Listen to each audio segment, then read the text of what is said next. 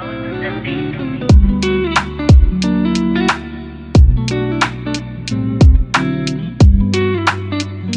beautiful people of all ages, shapes, and colors, to another episode of the Hit Your Free Throws podcast, where we encourage you to stick to the basics. I'm one of your co-hosts, TV, aka TV on basketball, alongside my co-host Jay, aka the Knockdown. Jay, how's it going, my guy? Bro, it's been a while. It's been quite some time since the last time me and the kid got to talk some hoops. We blinked and the freaking conference finals ended. What the heck? And look, we only have to apologize here. We got some sickness in the way. Jake graduated. Yeah, We man. got a few little road bumps, just like Kristaps Porzingis this entire playoff run. But we're talking NBA Finals. We're gonna recap the conference finals because we haven't been able to do that yet. So it's gonna be a pretty sick episode.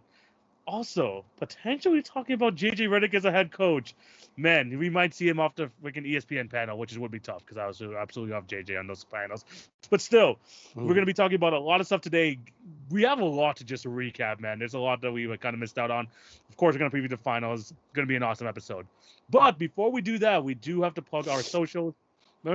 First off, our individual socials at TV on Basketball, the Routine Jumper, Knockdown J. Those links can be found in the description down below.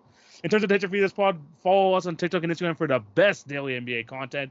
If you're on YouTube, remember to like, share, subscribe, and hit the notification bell so you will not miss an episode. And if you're listening on any of our podcast networks, Spotify or Apple, please remember to subscribe, leave a review, all that good stuff. We appreciate all of y'all's support. Jay, it's time to buckle down. We got a lot to recap here. You are not kidding. Like I said, almost what? Almost 2 weeks now without talking hoops TV. I missed you, buddy. We definitely missed talking hoops. We had a freaking like 30 to 40 minute yap session just on hoops before this. This is how you know that we miss just talking hoops with each other, man. Yes, sir, man. So we have to take it onto the pod. And of course, we're gonna start off with talking about, you know what? These conference finals matchups have been really short, like one of the Mm. shortest of the playoffs so far. But the one that we gotta talk about first, the Dallas Mavericks advancing to the NBA Finals, defeating, actually not just defeating, absolutely controlling the series against the Minnesota Timberwolves, winning 4-1, including that absolute dog, that freaking like game 5 where they absolutely destroyed them. Jay, what happened to Minnesota and Dallas is now in the NBA Finals, man? Brother, that man Luca, the month of May is his. I don't think people Yes. seen it, but if you're not hip, you're living underneath a rock. The graphics are out. Luka Doncic in the month of May pretty Yeah. much dominated every statistical category, top to bottom, Yes. and just was unstoppable. And I think the biggest thing too, man, I'm gonna keep it real with you. We remember, and I think everybody remembers joking about the Minnesota Timberwolves when they won that play-in tournament, or they what was it? They won that first round. What was it the first round? The one where Yeah. Patrick Beverly and them. The play in. That was the play It in was the tournament. play-in Okay. tournament, right? Okay, Okay. I want to make sure I'm getting this right. Yeah. I remember everybody was clowning the Minnesota Timberwolves when they won that play-in tournament game, and it put them in a position that they hadn't been in a while, of making the postseason for the first time in 8 bajillion years. It felt like, and everybody clowned them like, dang, they acting like like this was their Super Bowl and this, that, and the third. I'm gonna be honest with you.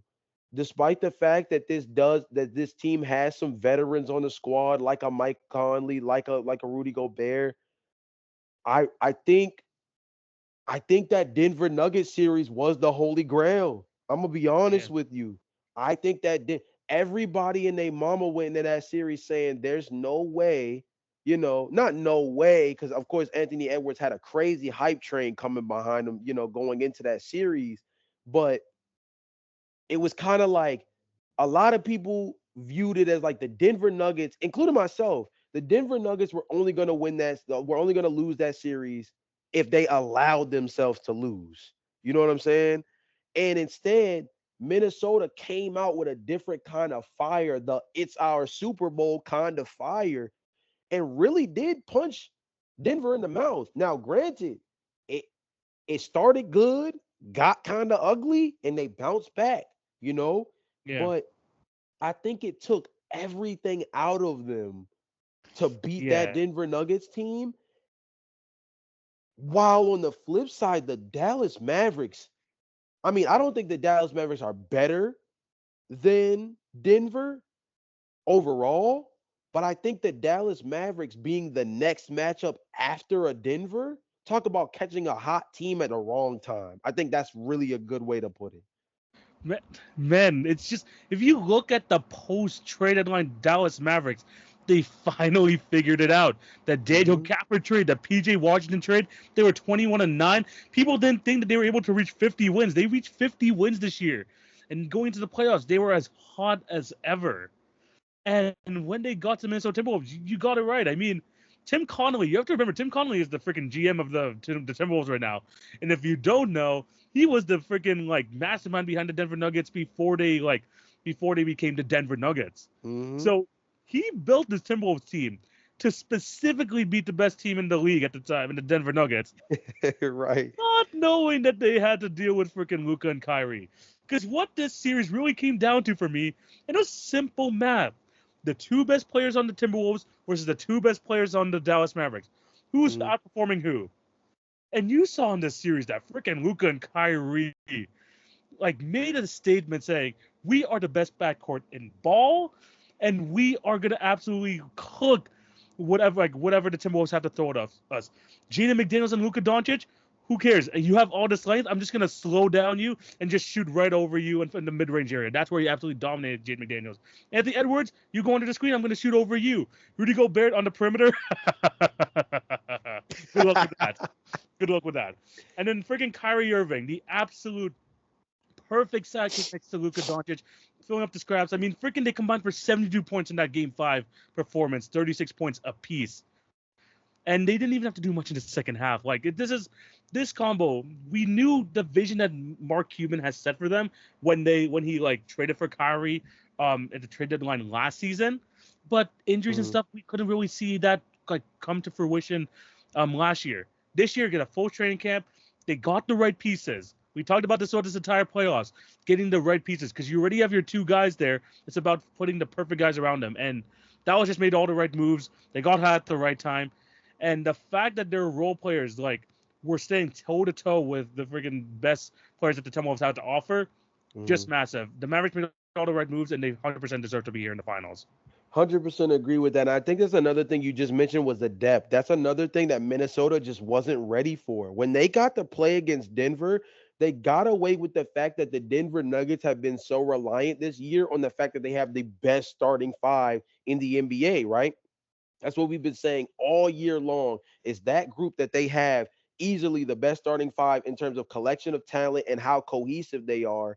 Mm-hmm. And it really bit them throughout that series, talking about Denver, that they just didn't have any real depth pieces to turn to in moments of weakness. You know what I mean? Jamal Murray, Yes. despite the fact that he had a couple of heroic moments, he did not have a strong postseason. You know what I mean? Yes. Michael Porter Jr. in this series against Minnesota, Yeah. no Not good. show. No show. Aaron Yeah. Gordon's 3-point shooting dissipated after we had lauded about it coming into the series. Was no show from beyond the arc. KCP could not seem to really contain Anthony Edwards, which is a tall task. So I can't really be Yeah. upset with him for that one, right? But then you go up against a Dallas Mavericks team that's depth showed out. You know what I mean? And especially in the front court. So something that I thought was super interesting that Jason Kidd did was because he has Daniel Gafford and he has Derek Lively, right? Two centers that kind of operate very similarly. He kind of did this interesting like bullpen lineup thing where like he would give Daniel Gafford like 3, 4 spot minutes, yank him, put Derek Lively in, four Mm. or five spot minutes, yank them, and just kind of keep rotating these guys with like, who's the fresh energizer bunny? Like, let's put that guy in and keep rotating and have the fresh man in to just come in and wreak havoc, right? Yeah. And it was just so beneficiary to them to be able to have that kind of impact to the point that I think Derek Lively was the third best player in this series. I'm gonna keep it a bean with He's you. been their third best player, in my opinion, consistently throughout this playoffs. Man, He's been there. he's been real. Yeah, I mean, it shouldn't be a surprise that in game 4 they lost and D Lively was out. It shouldn't be a surprise. I'm just a quick thing, but seeing Uh-huh. Derek Lively on that short roll and his playmaking for a rookie going on that short roll Mm-hmm. is something very surprising. I didn't see it like, throughout the season, but in his playoffs, like that just kind of gives him like this is why like I like his minutes more than Gafford because he's just a bit Mm-hmm. more versatile on that offensive end. No, definitely. I think one of the most impressive things about it is you say and you look at the highlights and you say, dang, well, Daniel Gafford and Derek Lively, dang near do the same thing. They both run the court hard, they can take Yeah, lobs, they can activate themselves within the they paint to be hustle. dangerous. Oh yeah, Super hustle players. The biggest difference though, Derek Lively's court vision within the paint is different. When he gets a touch on the inside, he still has the wherewithal to, the vision and the passing ability to be able to still make plays out of that short roll, like you mentioned beforehand. And it gives them a different element where even though they play the same, you can't guard Derek Lively and Daniel Gafford the exact same. But here's the other thing, man. I'm gonna be honest with you, because people didn't like it. People probably didn't like it too much, but we was joking about it beforehand. We told y'all if Maxi Kleber got last minutes, it was gonna be up.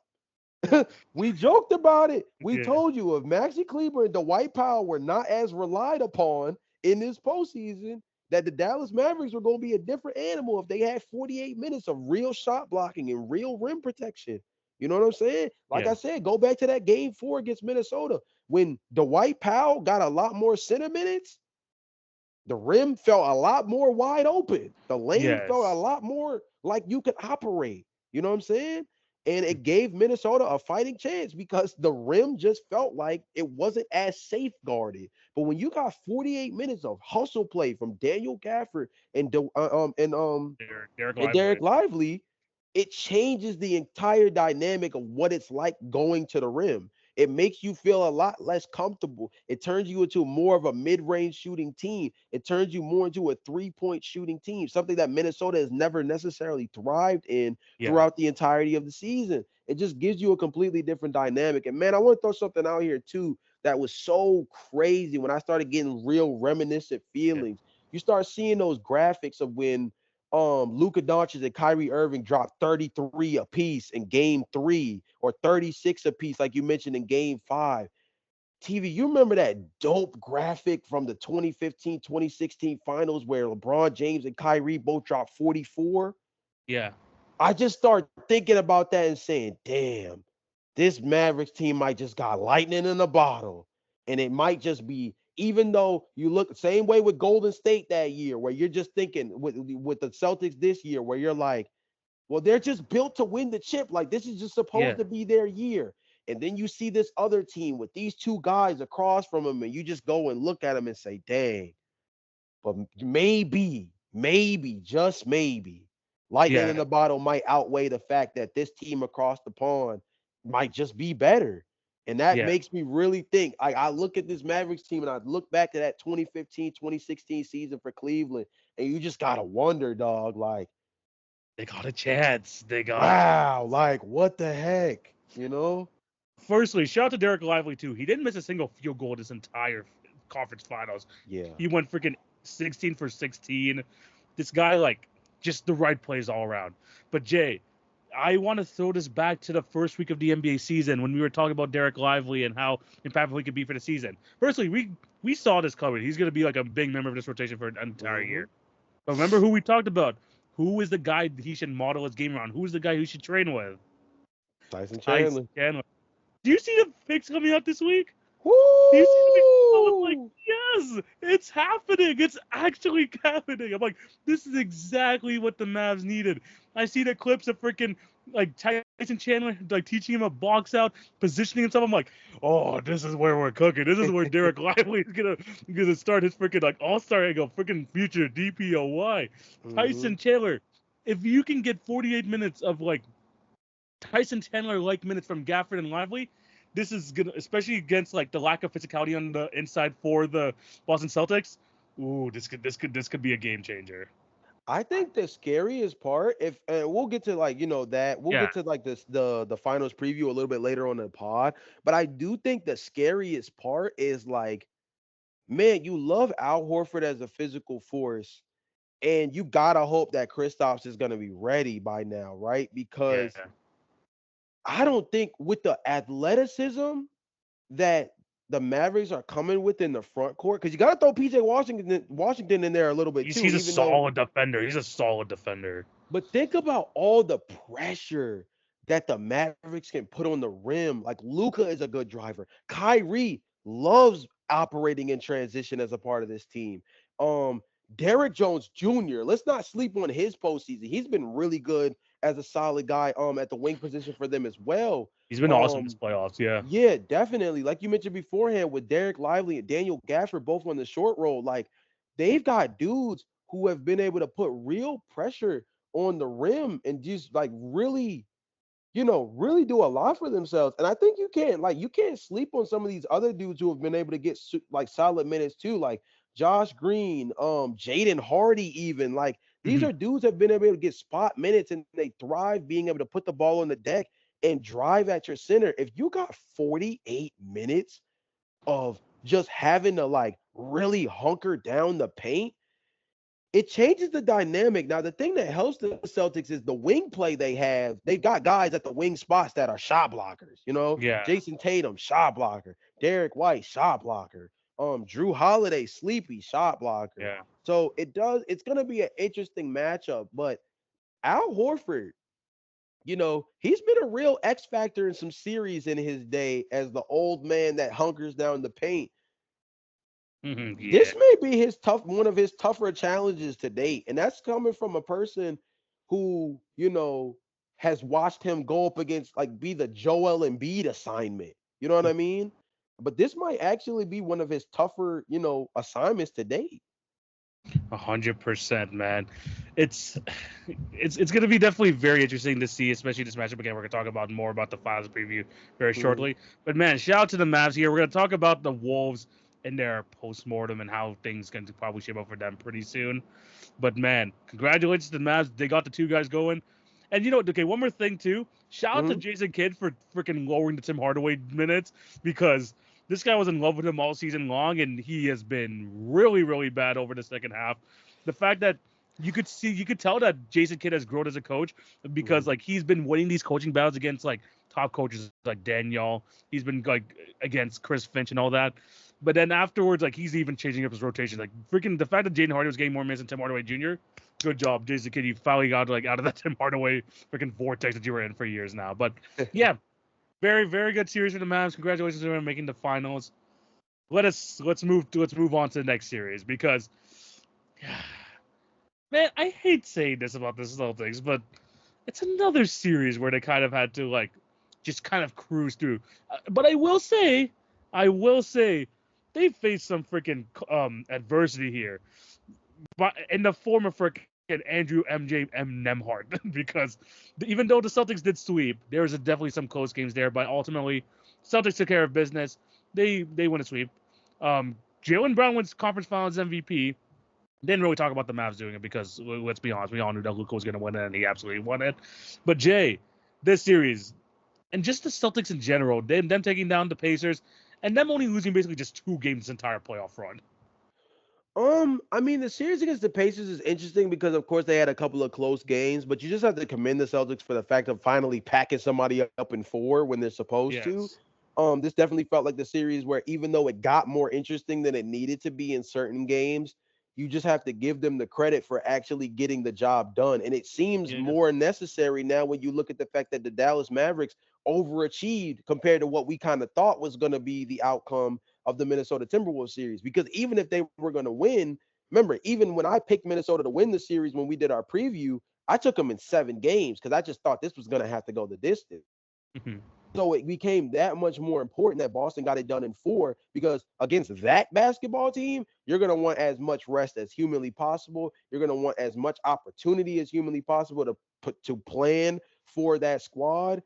And you know, as a as for their playoff run, I said this on Instagram and on TikTok, so you can kind of check that one out because I was kind of going at it back and forth with some people in the comment section. I actually didn't have too many people disagree with me. Some people gave little caveats here and there, but the consensus that I kind of led with was like I thought the Boston Celtics were good enough to win every series they actually played. Like, don't get me wrong, if they had played a healthy Milwaukee, like could things have been different? Sure. But like Milwaukee wasn't healthy. So they played Indiana, for example, being one of them, right? Being one of the teams that got out of that. Like if Indiana was healthy, do you still think that Boston would have won that series? Yes, I do. Would they have won in four? I don't think so. But would I have picked them in 5 games? Yes, because I did. Tyrese Halliburton didn't get injured until the series had already started. Hey, if they had played a healthy Knicks team, would the series have went the distance? Sure, I do think it would have went the distance. Do I think I still would have picked the Boston Celtics to win that series? Yes, I would have picked them to win in 6 games. That's just genuinely my belief. The Boston Celtics playing against Milwaukee, I think, would have been different. Yes, but at the same time, Milwaukee's biggest hole was after their main two guys all regular season. After their two main guys, creating consistent offense was hurting them all year long. Boston Celtics still was one of the best three-point shooting teams in the league, and Milwaukee was still not one of the better teams at covering the three-point line, which is how they got packed up by Indiana. Even factoring in the fact that Giannis was injured, their team in terms of covering the three-point line was still going to be a net negative for them. Where against Celtics team that's a better three-point shooting team than Indiana was, Yeah. still would have plagued them, right? So I look at that, and I'm not saying that Boston was just like Boston steamrolling through was like inevitable. But what I'm saying is, I think that regardless of circumstances, I think no matter what series they went into, I would have picked them to win. It just would have been different in terms of their difficulty to get through it. Even the Miami series, sure, if Jimmy Butler played, Yeah. would I have taken the Boston Celtics? Yeah. Would I would have taken them in 5 to 6, 5 to 6 games? Yes, because Jimmy Butler has been inconsistent all year, and they don't have Caleb MJ Martin, Yeah. right? Playing the way he did a Yeah. couple postseasons back. Tyler Hero wasn't good. Duncan Robinson isn't the same. Bam Adebayo clearly has an offensive ceiling, right?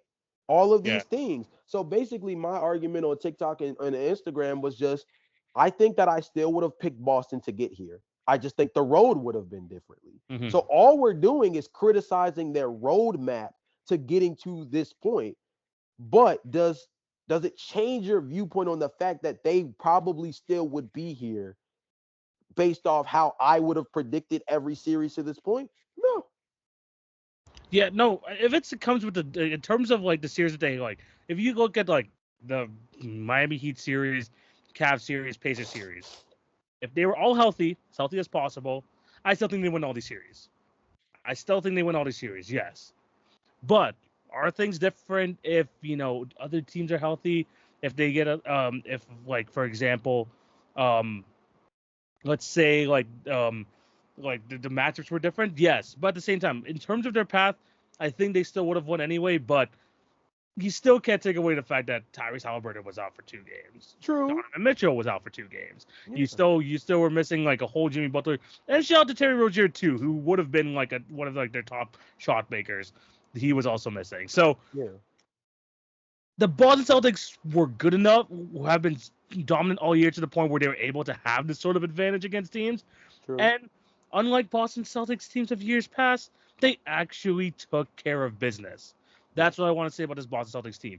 They actually took care of business, and all these five guys, you could say like from Drew Holiday all the way to Al Horford, like that whole starting five unit, they're Mm. ready. They showed Yeah. us this entire playoffs that they were ready, and they fought at the right moments. Sure, you would have wanted to be in more dominating fashion. To be honest, the first two rounds were pretty dominating in my opinion, Yeah. but they finally like we got to see how this team would like operate in a close game situation, and they still like were able to pull out these games against the Pacers. Sure, it shouldn't have got to maybe that close in the first place, but they were still able to pull it through. This Boston Celtics team was, I mean, you talked about it when we talked about the Dallas Mavericks. They built this team based on kind of the failures of what previous years have shown. And now Mhm. with the additions of what they had, they added Derek White a couple years ago. Now with the addition of Drew Holiday and Kristaps Porzingis, they're trying to make themselves, I wouldn't say bulletproof, but they're trying to like prep themselves from any situation. And that's what Yeah. happened here. They were able to take advantage of the East. They could only play who was in front of them. I think they dominated as they should.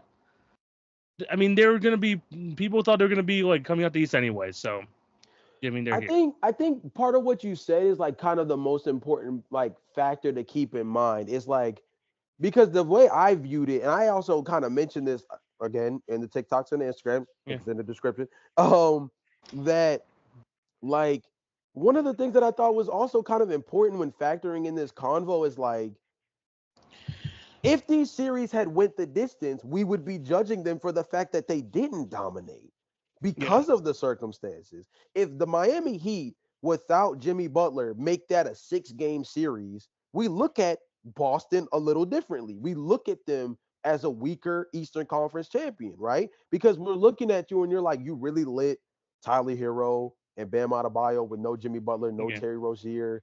Like nobody else really playing out of their mind so far this season, like during this season, really snap off and get 2 games off of Yeah. you. Like, we're looking at you crazy for that. You play a Cleveland Cavaliers team. There's no Jared Allen. Donovan Mitchell goes down, but Darius Garland gets to snap on you, and the series goes 6 games. And now you go to a game 7, and Donovan Mitchell gets healthy, and it comes down to a Jimmy Butler-esque shot in game 7, and you escape it. And you look at it and you say, you mean to tell me that you went 7 games with a Cleveland Cavaliers team that just came out of a 7-game series with the Orlando Magic, Yeah. right? These are the arguments that people are gonna make. So then the flip side of it is, well, damn it, they punched everybody who they were supposed to punch. You know Yeah. what I'm saying? Everybody who was supposed to get knocked out clean got knocked out clean because the opposite end of the spectrum where it turns into a 12-round fight instead of a 2-round fight, the way most people would view them, we view this differently. So I think you also have to put the flip side of it as much as we want to say it's a Mickey run, what's the alternative? All these teams put up a legitimate fight, and now we're looking at the Celtics like, dang, how they even get here, considering the fact that they like had to survive these teams of all teams Yeah. with the way they came in banged up. It's a lose-lose situation for the Celtics. I'd rather be the team Yeah. that handled their business no matter what team was in front of them Yeah. than the team that got itchy in every single series, despite the Yeah. fact that we were favored across the board. Yeah. I just think we just want to see a bit more competition, and that Yeah, includes the fact that we just want to see these stars healthy. The East playoff bracket was cursed. Was yeah. absolutely cursed this They beat entire. each other up. The Knicks Philly series was amazing, but it had mad casualties, Yeah. right? You know what I mean? The Cleveland Cavaliers series versus Orlando, unfortunately, Cleveland had to throw the kitchen sink at Orlando, but I think that speaks volumes of what Orlando is going to be Yeah. moving forward. That's huge still, but it cost them. Indiana, it Indiana. I was thinking about them, like this way. Isn't it just so like poetic injustice Yeah. that Tyrese Halliburton plays just enough games? He comes back too early to make sure he plays just Yeah. enough games to get his All you know his NBA. extra $40 million through the All NBA announcement. He gets the All NBA nod and Mhm. then gets injured. Not even Yeah. that far after being named as the All NBA team and Yeah. getting his money. It's a very poetic injustice Yeah. kind of thing that kind of comes full circle of wow, he came back early to kind of make this benchmark. And then right after he gets announced that he finally had reached that pinnacle, he's taken Yeah. out, you know? Yeah. So yeah, I think across the board, of course you love to see more competition, but I mean, the East came out swinging and it took everything from everybody to get as far as they got. Yeah. And then the Boston Celtics. I mean, they were a 64 win team this year. Mhm. They got the privilege to do this because they've been dominant. I mean, we talked about it. They've had the number one seed since January. Like they've been dominating the entire year. It's like they've got this privilege, and yes, of course, you want things to be a bit more competitive, a bit more enjoyable, but they were able to do it. And honestly, it's not like you had a kind of disappointing performances from really anyone because Jason Tatum has had an awesome playoff run so far. Jalen Brown has looked absolutely awesome so far. You got Derek Mhm. White and Drew Holiday having their moments. Al Horford, even as their starting center, has looked fantastic down there. I'm still kind of worried about their bench a little bit, but Yeah. now they have a healthy Kristaps Porzingis. Hopefully, it looks like he's ready for game one, but hopefully he's able to stay on the court. But Mhm. they handled biz. They did what they're supposed to do, and now they deserve to be in the NBA Finals. It doesn't really come as simple as that. It just sucks that like basically every like fun series in the East didn't include Boston basically. Yeah, I think the funny part when just kind of my final thoughts on it really is just I think the funniest part when you look back at the Celtics run is just that I think this team built themselves. You mentioned it earlier, you used the word bulletproof. I think that's a perfect example, right? Yeah, Is every other team dropped like flies. And of course, no one's going to use the argument of, well, the Celtics had injuries too because of the Kristaps Porzingis thing. No one's going to say that, right? Of course. no one, no one, But no one should say no that. one should say that. I agree. But I would say on the flip side of it, the fact that Kristaps Porzingis ended up not being a detrimental injury when on other basketball teams, Kristaps Porzingis going down after being your second to third best player all regular season when healthy, normally that would be detrimental to a basketball team going into the postseason, Right. as we Yeah. saw for the Right. rest of the East. That bulletproof comment, I think, is a perfect like way to describe the way this Celtics team was because the fact that Kristaps Porzingis is what he is in the pecking order of talent for the Celtics, yet they were able to withstand that in ways that other teams in the postseason aren't able to and have not been able to when losing their second or third best player. Hmm. It speaks dividends. It speaks volumes, excuse me, of how quote unquote, like you said, bulletproof their team was with the way they were able to build their roster with so much strength, with wing depth and things like that to really, overcome the fact that such a strong talent went down Yeah. and for hundred so percent. long. Yeah. Basically, what we're saying is they've been the best team all year, and they're showing that so far. And we have like no really reason to believe otherwise because they've been able to take care of business. It's Yeah. going to be extremely interesting match between them and the Dallas Mavericks. But congratulations to the Celtics for making it this far. But Jay, it's time to go into the finals preview. Yeah. Dallas Mavericks, Boston Celtics. It's going to be a damn good series. You got, of course, the amount of storyline. Kristaps playing against his former team. Kyrie Mhm. going back to Boston. We know how he reacted the last time he was there as a member of the Brooklyn Nets. We have we have Luka trying to like cement like his like top 25 legacy at the age of 25 already. Mhm. Like, and then Jason Tatum finally potentially getting that championship that he has been so close. It feels like every year of his career, but falls short. Yeah. Jay, what are you looking for in terms of the series? And we'll go into the predictions later. But yeah, give me your thoughts on the series so far. Man, I'm gonna tell you, as cool as the Kyrie element is, and as cool as the Kristaps element is, I'm gonna keep it a bean with you. The thing that I'm keeping the biggest like target on, Jason Tatum. The Jason Tatum slander over the last 2 weeks in particular it's been real, real interesting. Luca better. You know what I mean? Luca. Remember they said that Luca was the fourth best player, 25 and under. Remember, like those kind of convos, Yeah. right? And a lot of these different things. When Anthony Edwards was taking off, people were in the lane of like, I take Anthony Edwards over Jason Tatum, which I don't necessarily Hmm. disagree with. I love Anthony Edwards as a talent, but I just think that Jason Tatum is still a much more complete player at the moment. I think the Hmm. upside, if you had to start a basketball team right now, I think I would take Jason Tatum. And I think I would look at Yeah. Anthony Edwards as an upside play if you were like, it depends on how you want to go about it, right? Yeah. The personalities are obviously different too. So it depends on what you like. Yeah. But the Jason Tatum slander, man. It's Jason Tatum. Even we joked about it on the podcast. Jason Tatum just always find himself as like the fifth or sixth player in the MVP convo, right? He's just Yeah. always the guy that's gonna be in the mix as one of the best players in the league, but we're never gonna really, really hold him up on the pedestal the way we do with other guys. You know what I mean? And that's And okay. That's and okay. that's fine. That's That's totally fine. fine. Yeah. But I think that he can finally, one of the biggest things that I've always found so interesting with Jason Tatum is that I think a lot of the slander comes from the fact I was talking to my brother about him and stuff like you just as individual. My brother's 22, and he's really settled. He's in a really good situation right Yeah. now, and I think a lot of people kind of forget that my brother's 22 years old because he's Yeah. so far ahead of where you would expect a 22-year-old to be. And I Yeah. look at Jason Tatum, at 25, 26 years old, right? Yeah. Jason Tatum never has missed the postseason Yeah. since he's been drafted. He's been to the Eastern Conference Finals mad times. This is Like his three second times. time. Like Yeah, 3 times. he's Right. been Yeah. he's in the NBA Finals for the second Second time in time. three Yeah. years, right?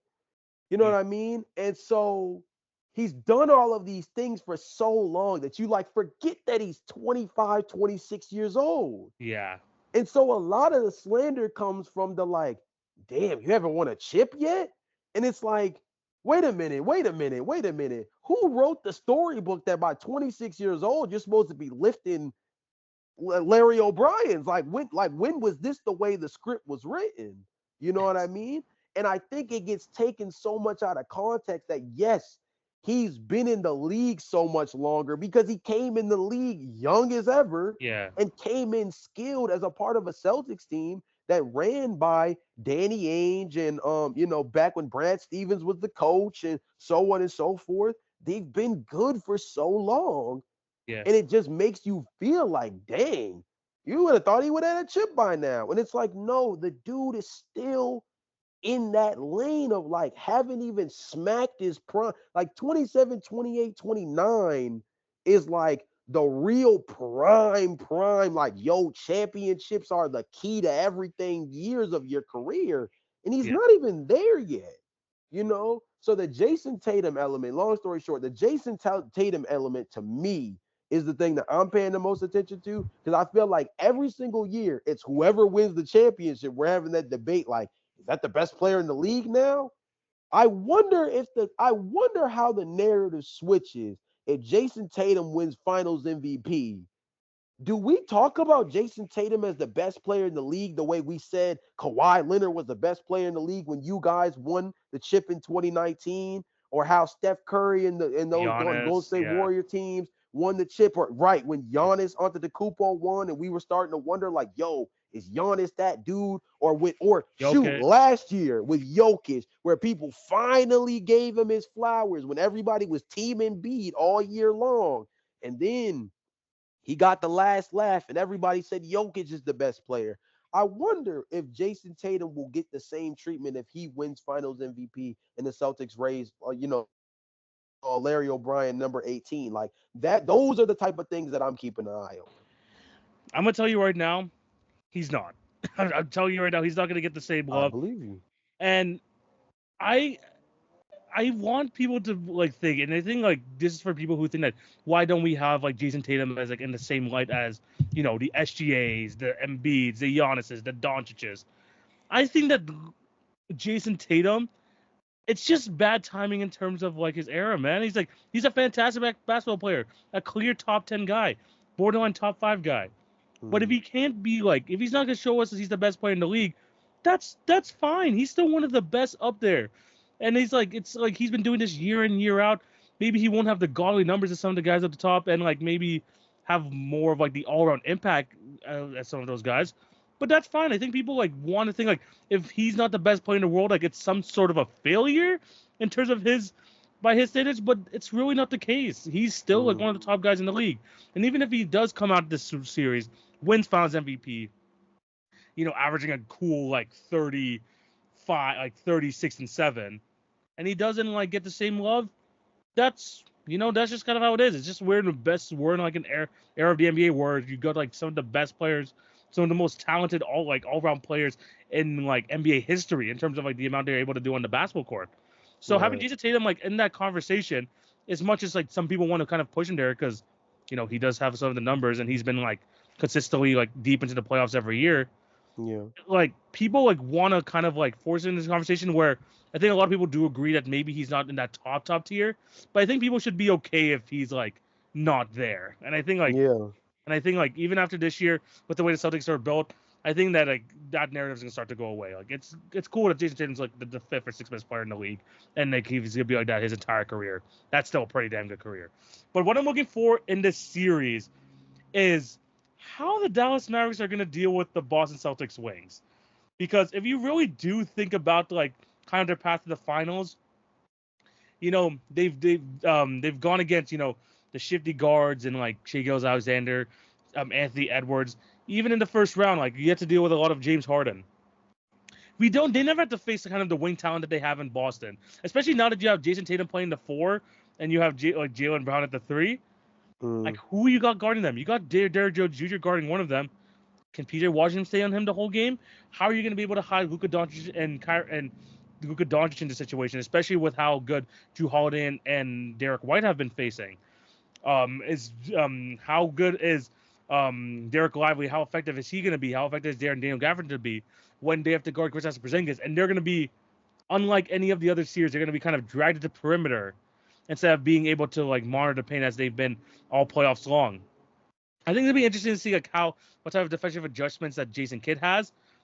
They've had the number one defense in the league in the last 20 games of the season, so he's done a pretty good job as it seems. But this is definitely a different monster, and the Dallas Mavericks have not beat the Boston Celtics in the last 2 years. Luka Doncic has been really good, but in terms of the Boston Celtics, it seems like they've been overwhelming in talent. But it's a different sort of Dallas Mavericks team, especially post trade deadline. So it's gonna be interesting to see what type of defensive adjustments that Jason Kidd's gonna make in this series, especially with how good Jalen Brown and Jason Tatum are playing.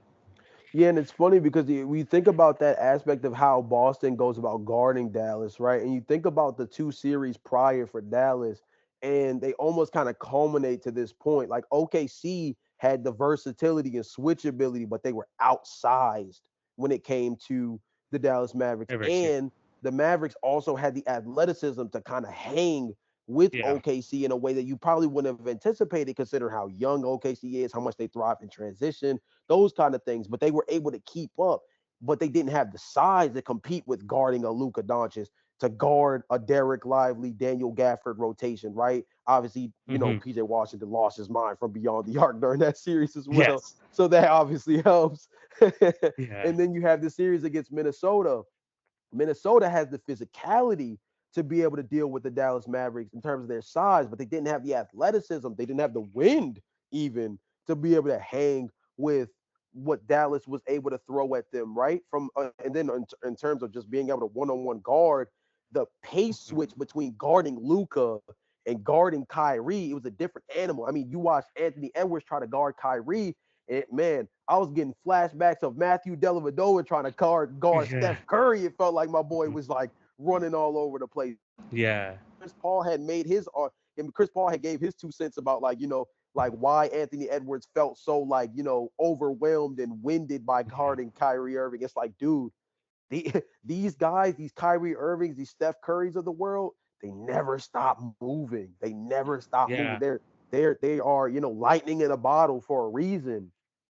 And it was one of those things where they had the physicality to hang with Dallas, but they didn't have the speed, they didn't have the stamina, they didn't have the wind to be Mm-hmm. able to compete with Dallas. Boston is the perfect culmination of those two things. So Yeah. now you meet your maker in a way, right? This is the true definition of you getting over. You saw one version, you saw the other version, but when you see the perfect Cell, so to speak, right? You see Mm-hmm. form one of Cell. He's kind of a little flawed, but he can still get his work. You see version two. He's a little bit bulkier. He can do his Yeah. thing, but he's slower. He packs a punch, but he's a little bit slower. Then you get the perfect Cell, and you're like, dang, this dude's got the whole package. How do I handle this? Right now, we're gonna see, is Luka Doncic just that much of a bad man that it don't matter? Like that's kind of where it comes down to at this point, because the Celtics check every box. They check every Every box box. Every versus box. every single box that you thought you would need to cover Dallas after seeing the first two series. Boston and culminates that. So now you just have to ask yourself: is the backcourt of Luka Doncic and Kyrie Irving, along with the depth that they have in the front court, the shooting that they've got from PJ, the shooting they've got from DJ, right? Yeah. Are these things enough, just talent wise, to get the job done? And it's going to be interesting to see how that plays out, because it's really interesting to see how the styles make fights storyline of this all comes to the end of like, all right, man, now you got to put together a complete game. Yeah. And what's even tougher for the Dallas Mavericks too is you have probably the best backer in the league in Luka Doncic and Kyrie Irving. Look who's across from you trying to defend you. This is gonna be crazy. Derek White and Drew Holiday. Dude, and it's crazy, like Yeah. name, like you know how many like combinations of defensive like personnel you can line up on like what you say you want to do in terms of like the Kyrie Luca matchup. Like, all right, bet we'll put Drew on Luca and put Jason Tatum on Kyrie. We'll put Drew on Kyrie and put Jaylen Brown on Luke. Like you can put Derek White can put, you know what I'm saying? You can Yeah. literally switch this around 8 million different combos, and Yeah. you're still gonna have two all NBA caliber defenders having to guard someone else. Yeah. It's crazy. But Jay, I'm gonna throw this question to you. And Okay. this is a kind of talking about how the Dallas Mavericks have to go through a lot to get to this point, and that the Boston Celtics have little to no resistance in that sort of way. Okay. Do you think that the Dallas Mavericks are they kind of built their callus already? They kind of went through the hardships of like the Western Conference. They had to go through like 350-win teams to get to this point. Do you think that they're battle tested enough to take on such a daunting task that is the Boston Celtics? And then on the Boston Celtics side of things, do you think that this kind of run, although dominant, kind of served to be kind of they haven't been like playoff ready yet? Do you think that maybe this Dallas Mavericks team could be kind of like a punch in the mouth, kind of a hit to the gut, as to like, oh, this is what it feels like to face an actual complete a team in the NBA playoffs? What do you think it's kind of going to be like? What's going to what's going to hold more weight? Man, that is a really good question because again, momentum means a lot in the postseason. People forget, man, like the NBA playoffs does kind of operate like the NCAA tourney sometimes. Like We've it's seen the Miami Heat. We've seen like teams like the Miami Heat go on the yes, run. Like the Lakers last year, like no one thought they were gonna make it to the conference run, but they like got like yes. a few like series under their belt. Like Dallas has got this, but then they also have some of the best players in the world. Dude, it's like there you go. Like that's one of those things, and you got to think about it. It's not just the fact that like it's not like the hot teams are like being carried by Luka Doncic and Kyrie, and that's Yeah, just like how they're skating through. No, PJ Washington has had a yeah. series. Derek Jones Jr. has had some good games. They Like all we playing their said best before, basketball now. Like right yeah, now. yeah. You know Dallas is clicking on all cylinders when you see that Dante Exum has a short leash with Jason Kidd throughout this postseason, despite being one of their best connecting pieces as a passer throughout the Throughout the entire regular regular season, season. yeah, Come on, man, TV. That there you go. Like that goes to tell you how locked in they are. That you mentioned it earlier. Jason Kidd making the adjustment, and granted, Tim Hardaway Jr. did get injured, so it did make it a little bit easier for them yeah. to But he pull has the not been plug. good the second half of the season at all. But I agree with you. But it's the wherewithal, as you Yeah, mentioned beforehand, to finally check yourself and say, nah, we need Jaden Hardy to play a couple more minutes, man. Let's be real. yeah. You know what I This mean? he They're gives you playing, more. Yeah, like you said, they're playing their best basketball as a complete team. Like you mentioned beforehand, the back end of the regular season, one of the best defensive teams in the NBA going into the postseason. They've gotten a lot of production from their front court in ways that have really opened the floor because you got the inside out game. If yeah. Derek Jones Jr. and PJ Washington are hitting threes, but Daniel Gafford and Derek Lively are Catching running love. ragged, Yeah, catching lobs, slam it down, blocking shots. I mean, you're putting yourself in a position now of a pick your poison. And I'm sorry, every poison is deadly when the first one starts with Luca, goes to Kyrie, and ends with guys jamming in your face. I'm yeah. sorry, nothing It's the feels safe. You know Yeah, what I for mean? sure. And you have So, to, yeah, you also got to think of the fact like Luka Doncic, like he like started off slow in the playoffs, and now you're finally seeing like the best version of him going into the series. yes. Like it's a lot of different things. But the thing is, the Boston Celtics are like the perfect team equipped to handle this. But the thing I is, are they ready? Are they ready? I think to answer your question, oh man, I feel like I'm gonna beat around the bush with this. But let me try to make sure I'm Yeah, actually answering your question yeah, because I feel like it's so easy to duck this. yeah, I think Dallas is so dangerous because they've seen tidbits of how dangerous Boston can be yeah, through the two matchups they've already seen. Does that yeah, make any sense? yeah, Like I mentioned earlier, because they've gotten an element of the athletic, rangy five out team yeah, with OKC, they know what that can look like. They know yeah, how dangerous that can be, yeah, right? But Boston doesn't have a shot blocker like Chet Holmgren, right? yeah, So there yeah, you go. There's a difference there. Now you can make the argument Boston might not have a defensive weak link equivalent to Josh Giddey. You can yeah, make that argument as well. So there's that trick. yeah, But then you go to a Minnesota team. Minnesota defensively didn't And necessarily length, have yeah. any holes defensively in terms of their length and size. Uh, They were simply just outclassed through athleticism, right? But Boston has the athleticism to be able to hang with a Dallas Mavericks team. But again, you can take what you saw from the Oklahoma series and say, but we have the athletes to hang, though, right? yeah. Clearly, right? So I think they can take little tidbits from their first two series and say, well, we have the athleticism, we have the physicality, we had two of the best players in the series. Yeah. Well, why can't we win? Right? Yeah. And then again, man, momentum. Momentum can be It's a hell of a big. drug by itself. So I think to answer your question, I think Dallas actually might be more dangerous in this situation because they're so battle tested compared to Boston.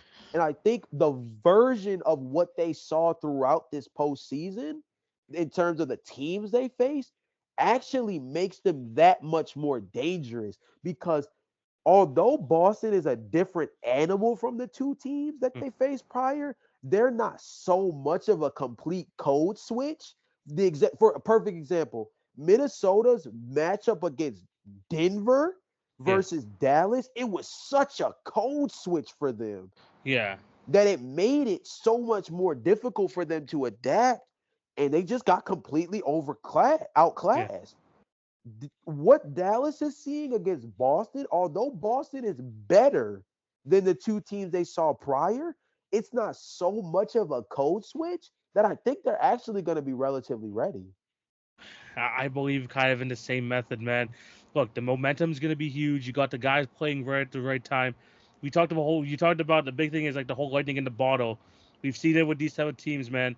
And the Boston Celtics, I'm not saying that they're like meant they're like mean to fold, but we've seen them in these situations before. And like even in a series like the Golden State Warriors, where they feel Yeah. like they should be the favorite, but then they Mm-hmm. come out like, are we finally gonna see a different Boston team? I think that's gonna be the biggest thing. Are we gonna see if this Boston team is actually like about that change and it's not just a roster thing, or they just have like a completely different mentality as a team? I think that's gonna be very massive to see in this series, even though they are definitely the better like team like talent wise.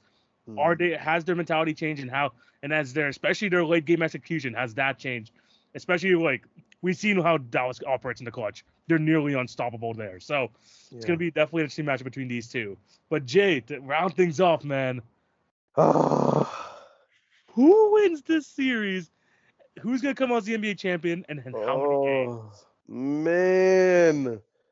It's crazy because before we got on pod, I'm thinking Celtics in six because if you go to game 7, I don't think you want to smoke with Kyrie or Luka Doncic in a game 7, even if you do have home court. But now that we've talked it through, though, oh man, DV, I think I'm gonna do it. I think I'm gonna join the legion of everybody else who seems to just be anti-Celtics right now. And I promise it's not from a negative portion of my heart. It's just strictly based off of what I've seen on the floor. I'm gonna take this. I'm gonna take the Dallas Mavericks. Oh we. I'm gonna take the Dallas Mavericks, and I'm gonna take them in 6. Dallas in 6. Wow, Wow.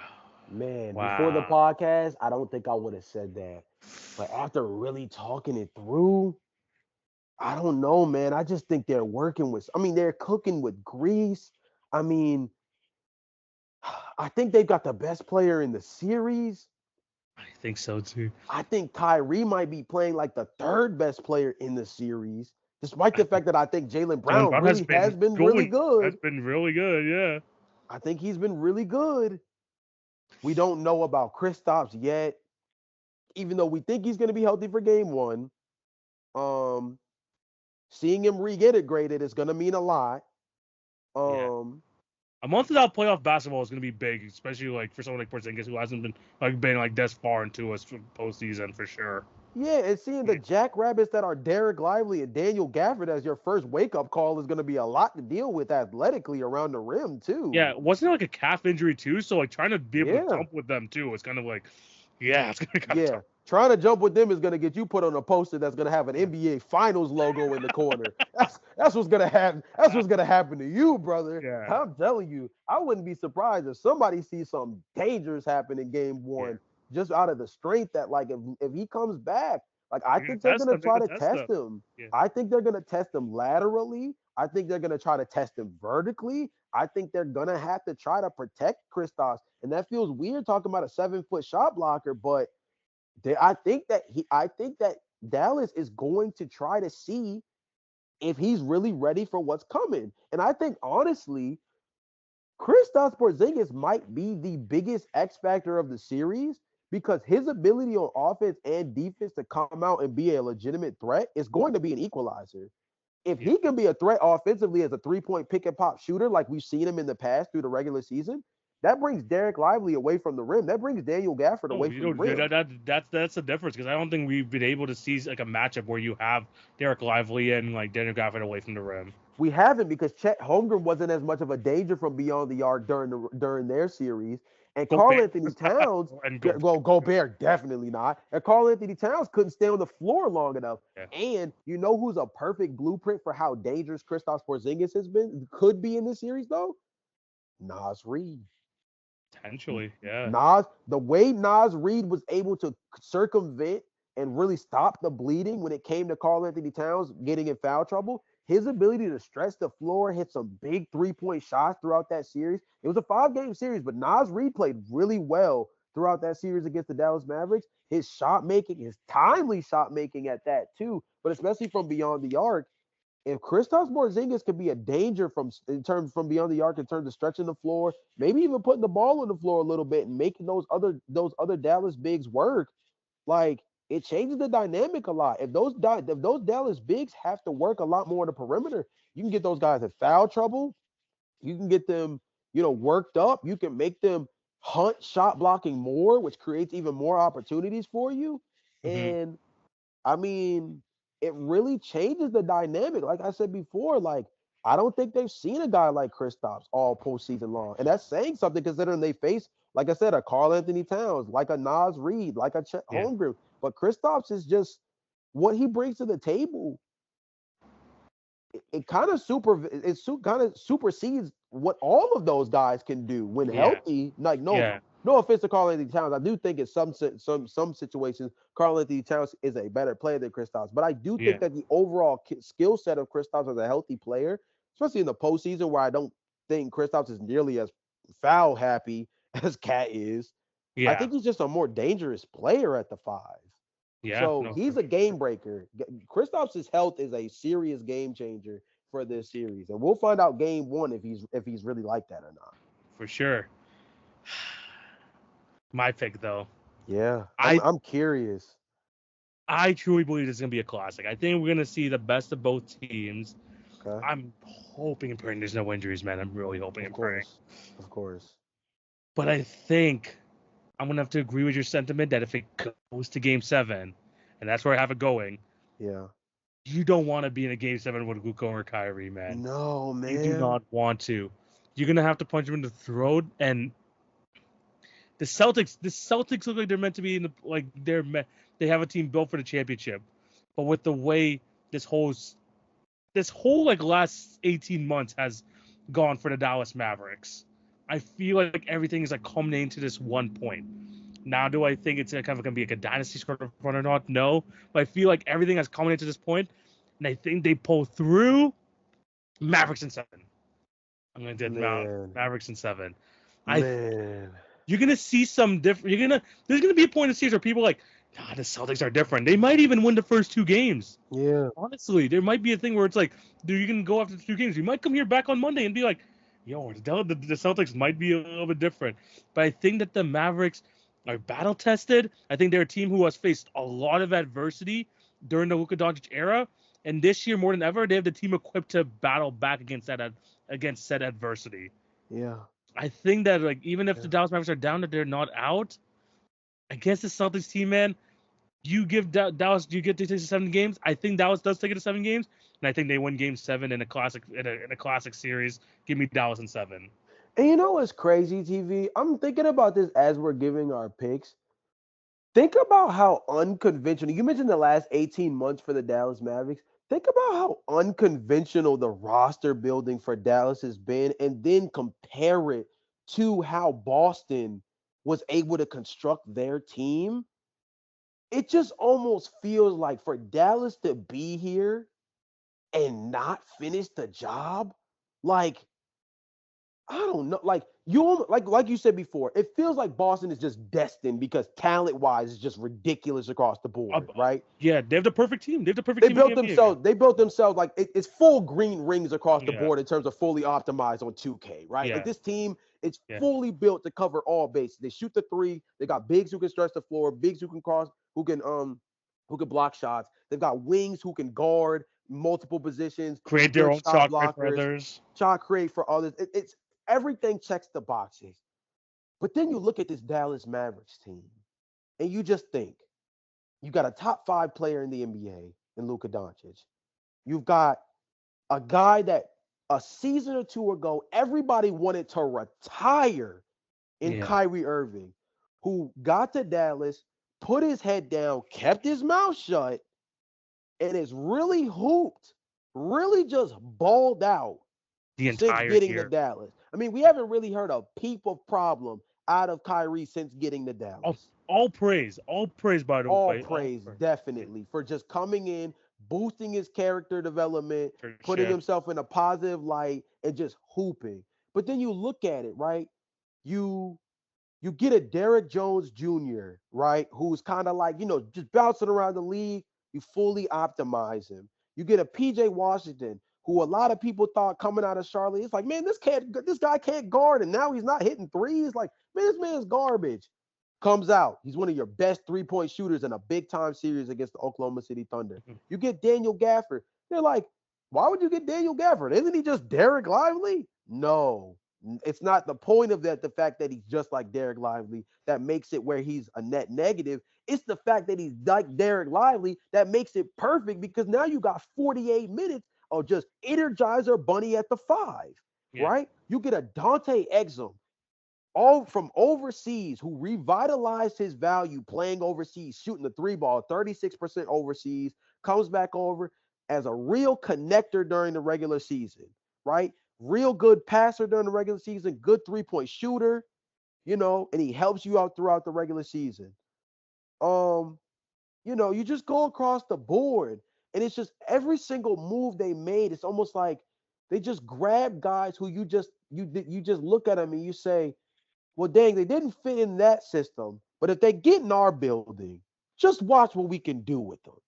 And they just fully optimized every single guy in a way that you didn't think they were capable of before wearing blue and white.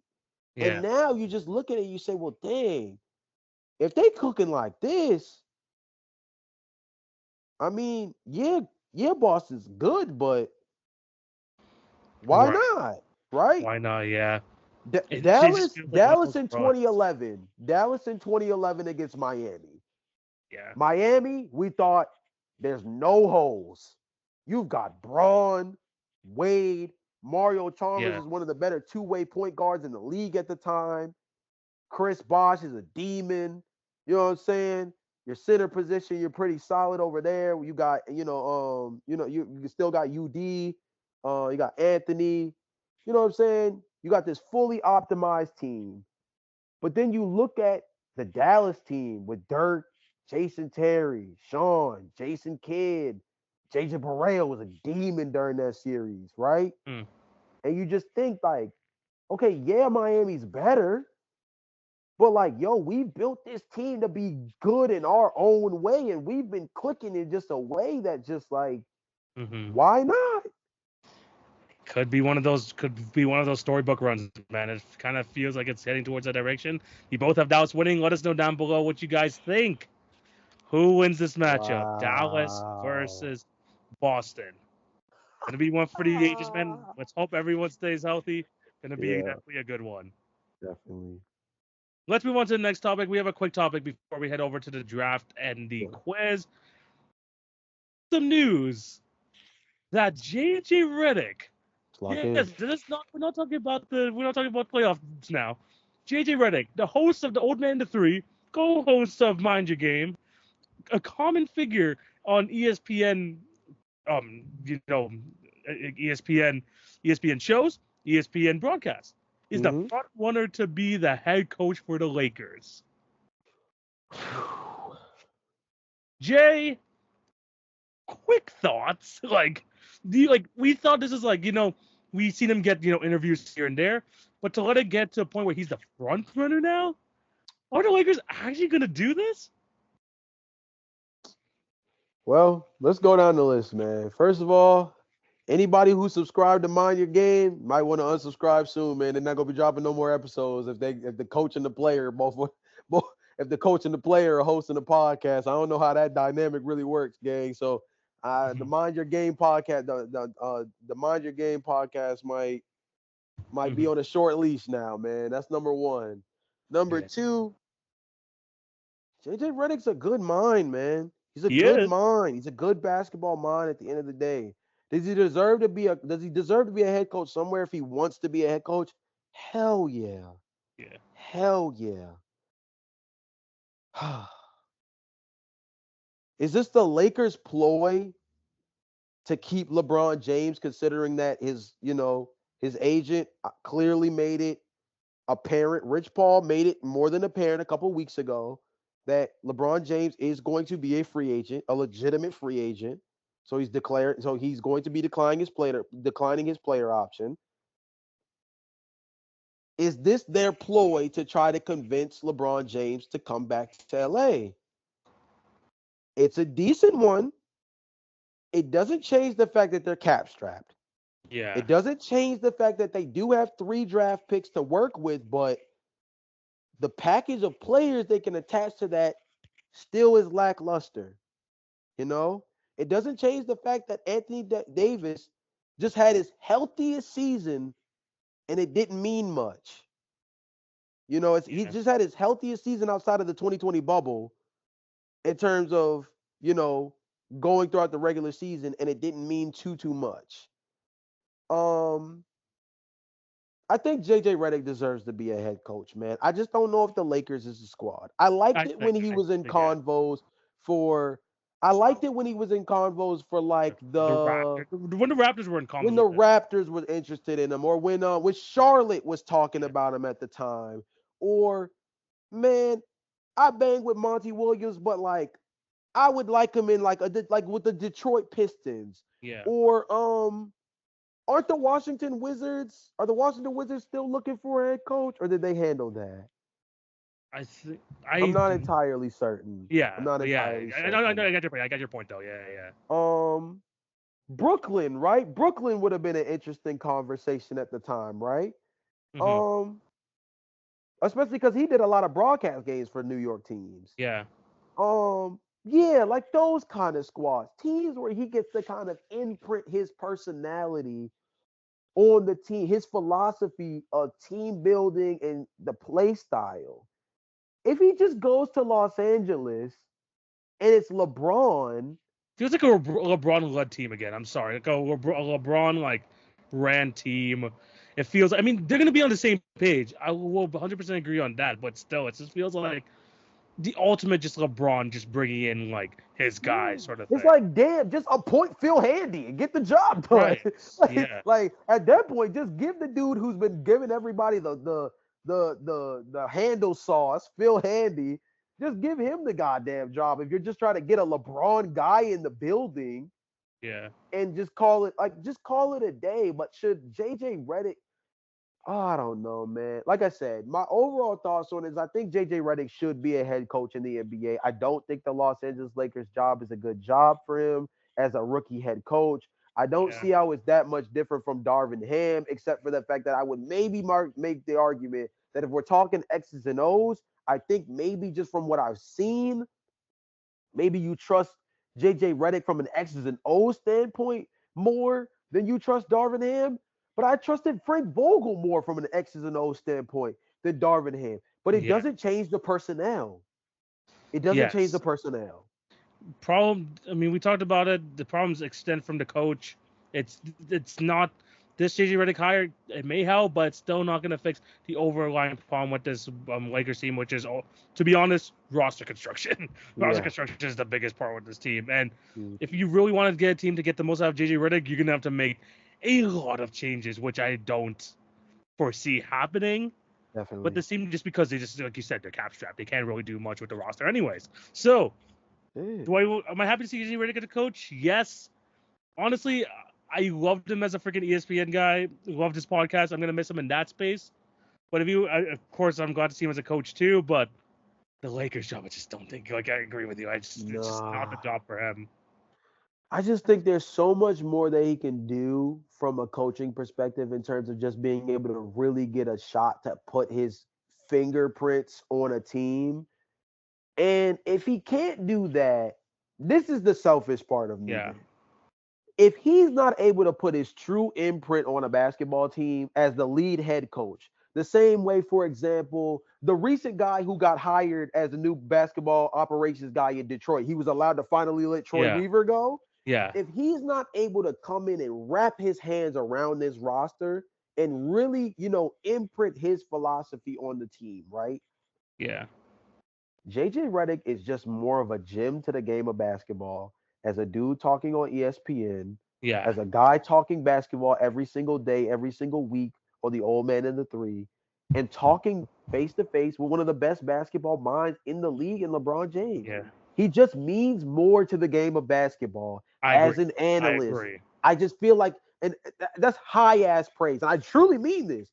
I feel like he's just a much, he's just he just means more to the game of basketball in terms of educating people, in terms of helping people get a better understanding of the game of basketball, enjoying the game of basketball from an analytics standpoint, enjoying the game of basketball from a footage standpoint, because he even does breakdowns and Yeah, stuff for sure. too, you Yeah, know?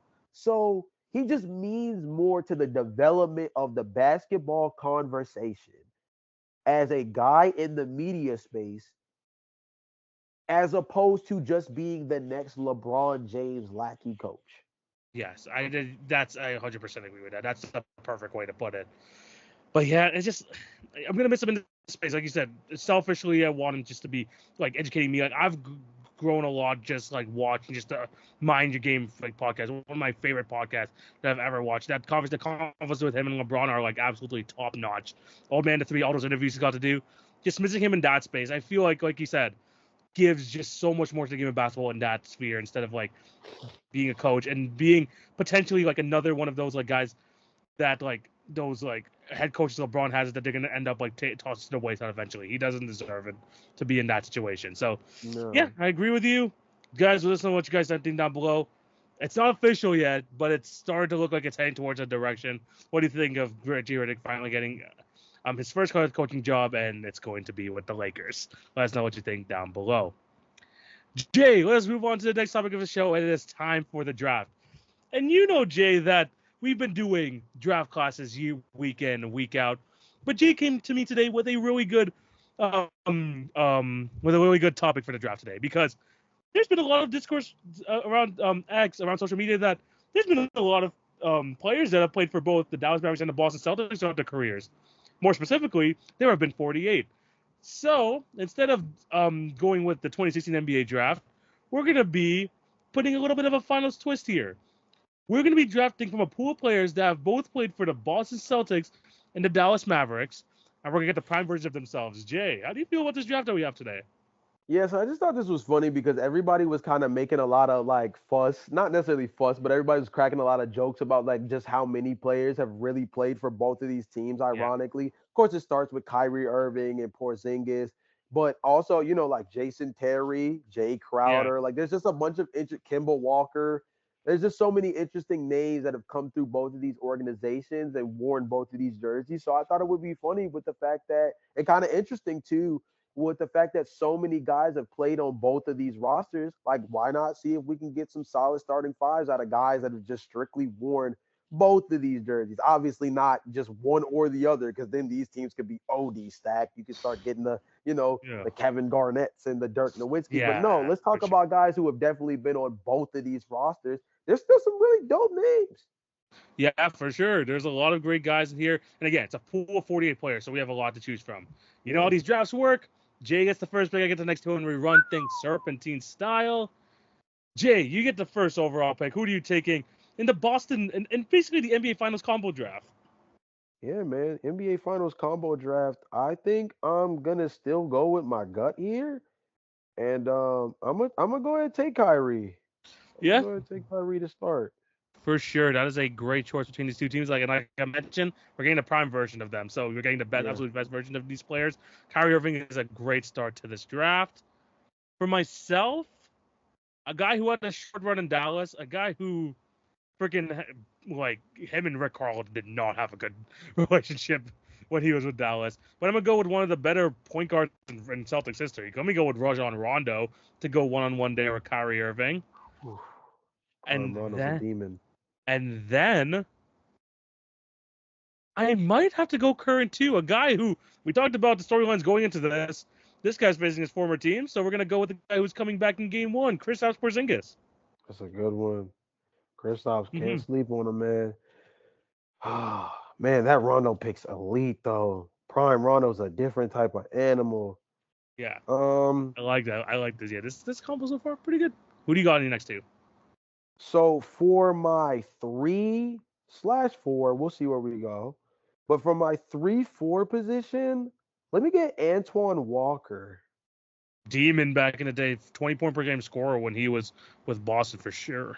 Yeah, 3-time All-Star, was an MVP convo here and there. Definitely was a solid player. Walking bucket with Boston too. If you know, you know.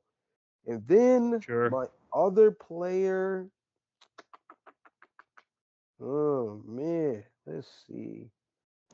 Let me get Michael Finley. Let me put Michael Finley at the how much of a team there? Let me put Michael Finley at the 2. I might end up changing this a little bit later down the line, but let me put Michael Finley at the 2 for now. I like it. I like those two choices 100%. So yeah, Michael Finley and um, who was your other pick again? It was Michael Finley and yeah, Antoine Antoine Walker. Walker. Yeah, for sure. Yeah. Great two picks there off the board. Man, there's a lot of good guards in this draft. Like in terms of like actual like all-star and like name value and stuff. It's Yeah. just like roster construction. It's not like the best you want to do, especially now that you have Michael Finley at the 2. He's like 6'7", 6'8". Me Yeah. drafting someone like an Isaiah Thomas or someone like a Kemba Walker probably won't be the best ideally. So I'm going to go with someone who arguably was like maybe the second, third best player on that Mavericks championship team.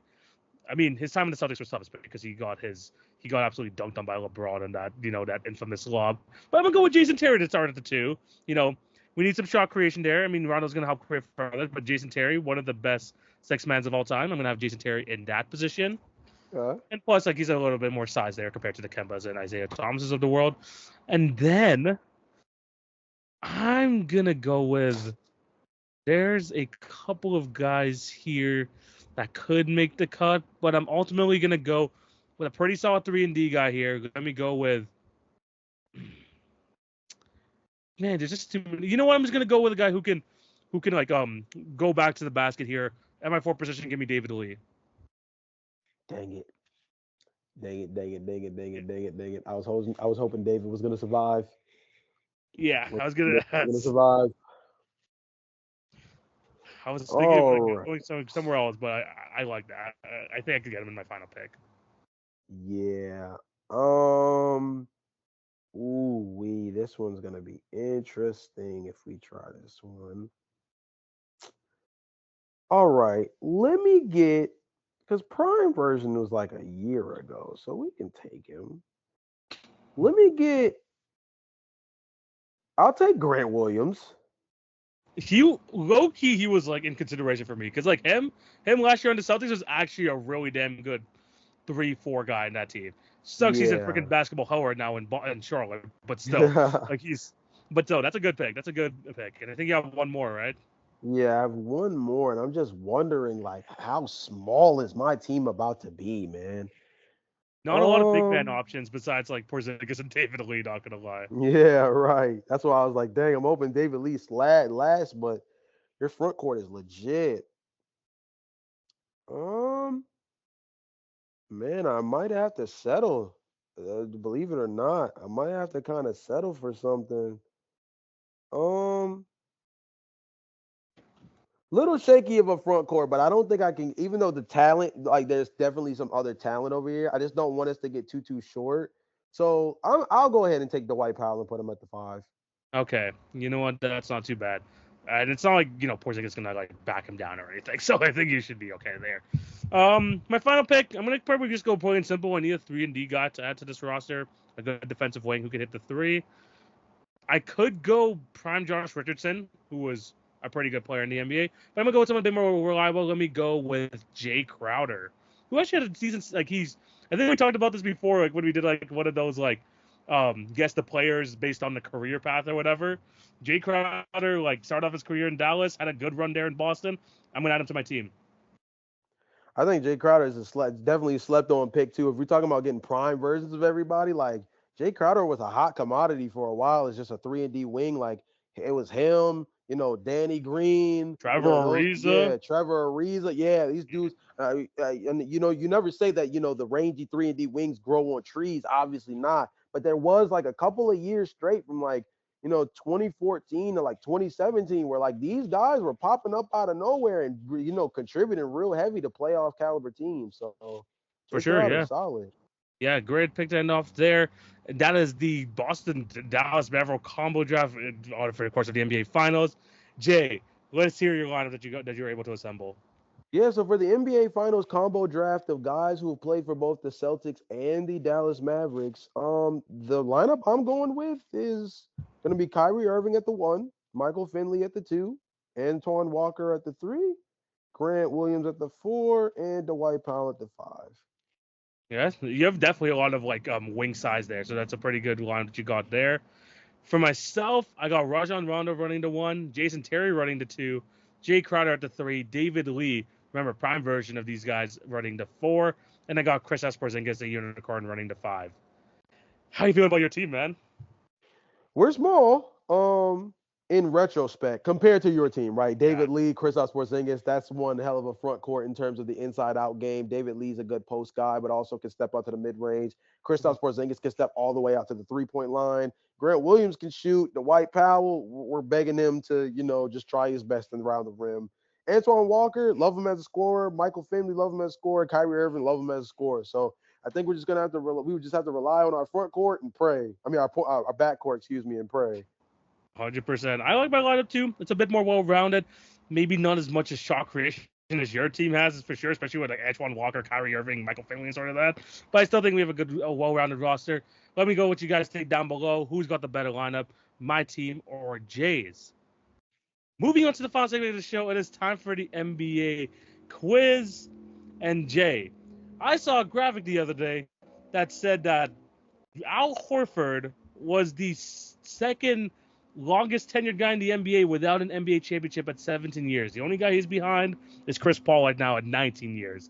Still tough for Mm. CP3 though, but Al Horford is right behind him at number 2.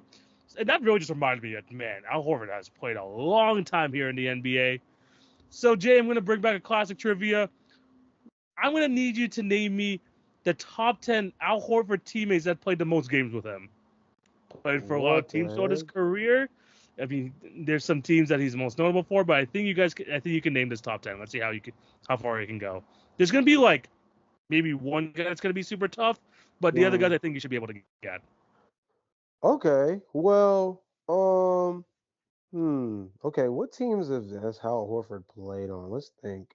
I know he played on Atlanta. I mean, he pretty much just played with Atlanta and Boston, right? I mean, he was with Philly for like a sweet second, but like I don't think we got to Yeah. worry about that. So let's say like Kyle Korver. Sadly enough, first guy off the list, 11th on this list. Okay, what about like a Damari Carroll? DeMarco didn't play enough years on the Atlanta Hawks. He's kind of like I don't think he's played 200 games with them. The cutoff here is Okay, 292. okay. Paul Millsap? Fifth guy off the list at 204. Jesus. Jeff Teague? Number 1 on the list, 451 games. Wow. Shout out Jeff Teague. I mean, goddamn. Yeah. Let's think for a second. Well, dang, he's been on the Celtics twice, right? Or something like that. Yes, he So, has. like, Jaylen Brown, Number 2 on the list, 448. Jason Tatum. Number 4 on the list, no, number 4 on the list, 401. Okay, cool. I can jive with the wait. Then Marcus Smart has to be on the list because Marcus Smart was there the whole time. Number 6, 364. Oh, wow, that's a lot of games. Holy cow! Yeah. I feel like I'm locked in on that Hawks team, but I gotta think of more people. You have to remember that, like, even though like the Hawks were really good in the mid like 2010s, like Al Horford got drafted in 2007. He's been on the Hawks for like almost a decade. Yeah, man. Lock in, Jay. Lock in. Joe Johnson. Joe Johnson, number Lock 7 at in. 342. Ooh, okie dokie. Now we're getting tricky.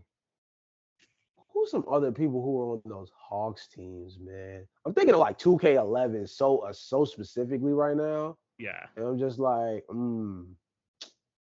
what about like who's another guy who's been in the league for like a long time and played for like the Hawks? Holy smokes. Sneaky pull. Mike Bibby? Crazy enough, number 12 on the list at Dang it! 257. I didn't realize how many years Mike Bibby played with the Hawks. Damn. Yeah, Mike Bibby was there for a cool little minute. I loved him at backup point guard. Oh my gosh. Think of that era of the Hawks, though. Think of that era. You're in the right like ballpark. Oh, okay. That makes me feel good though. Dang man, who else? I think you're missing like one like really obvious guy from that Hawks era. The other guys are kind of like role player-ish players that are kind of there for a while, but one guy's like pretty obvious, like from that era.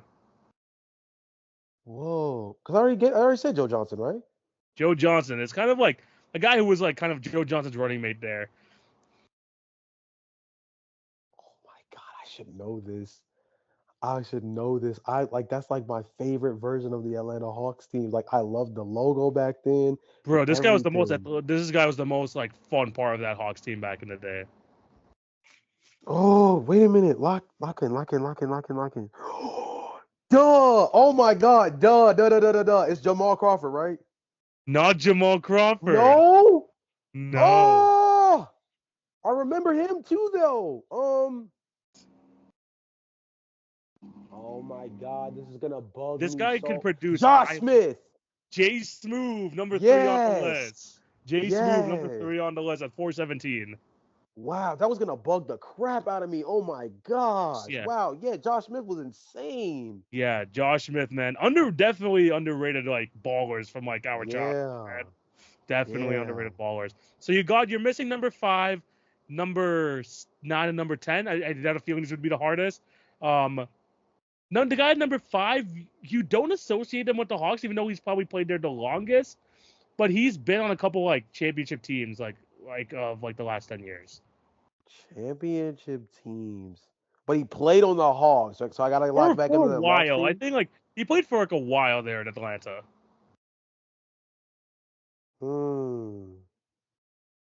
Would giving me their position be like too heavy of a hint? Potentially, but I will say his incident in the playoffs led to a massive rule change that is like considered now a flagrant foul. Oh yeah, Zaza Pachulia was backup center for like the longest time. Zaza Pachulia, number 5. Yeah. Holy cow! Yeah, he was a backup that was the era center of the for a Hawks where he minute. got Game 7. He Heck got Game 7. Yeah. Zaza Pachulia.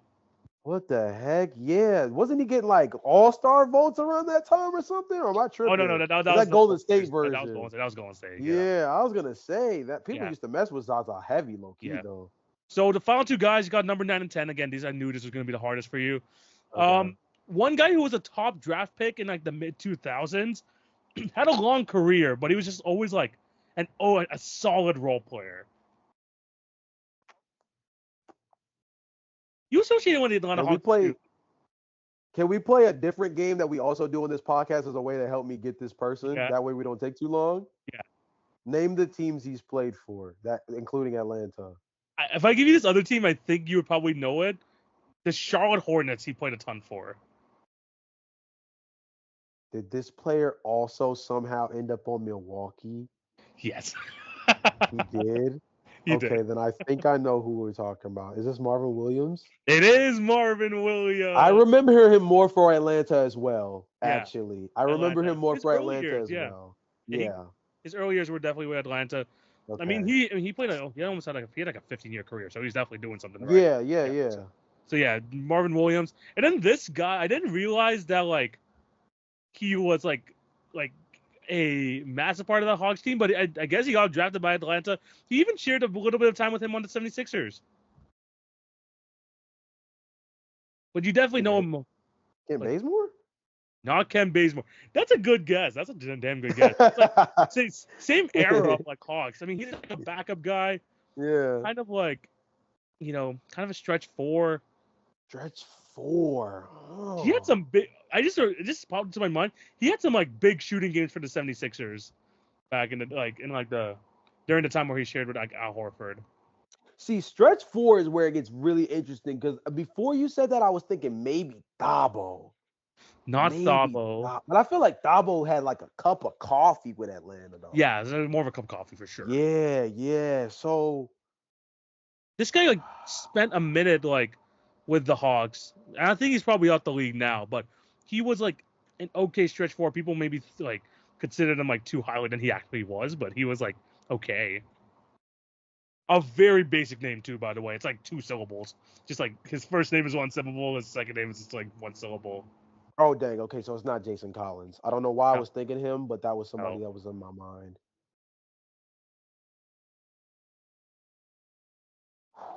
Damn. This is definitely the hardest name on the list too. I will say that.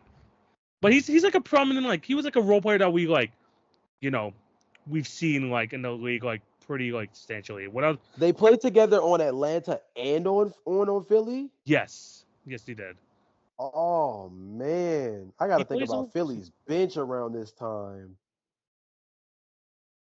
Bro, this man played 24 minutes a game that year. What? Wait, what? So this guy played minutes for real, for real?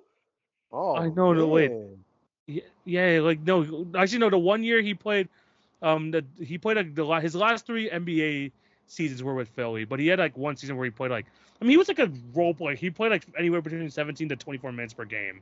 he's not in the league anymore. He plays overseas. Yes, Mike Scott.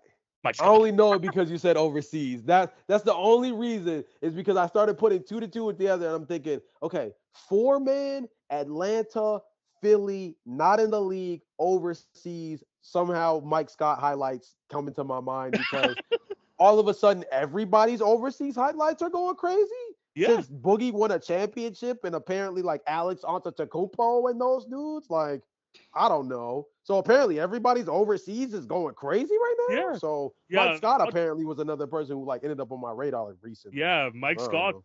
number 10 on this list. Wow. Crazy, crazy. Shout out Mike Scott, man. What the heck? Yeah, out of the league.